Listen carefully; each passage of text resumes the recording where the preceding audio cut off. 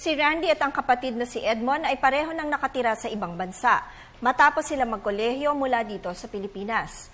Biyuda na ang kanilang ina, subalit nagpaiwan sa Maynila ito. Kamakailan ay naulila ng magkapatid at nais malaman ni Randy kung paano nila aasikasuhin ang mga naiwang ari-arian ng kanilang mga magulang, lalo na mga lupang naipundar na mag-asawa. Willing daw si Randy na umuwi ng Pilipinas at siya na lamang ang mag-asikaso ng mga ito.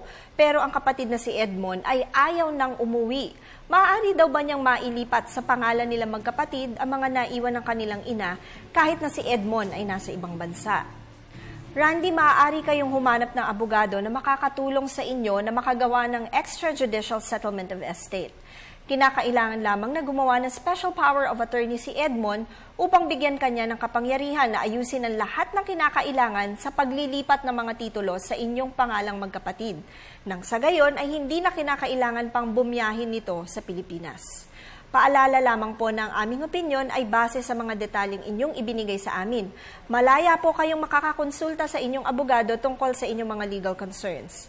Maraming salamat po sa pagtitiwala ninyo sa Telebisyon ng Bayan. Mag-email po kayo sa ptv4newscenter@gmail.com. Attorney JJ Jimeno Atienza po ang inyong bisig ng batas.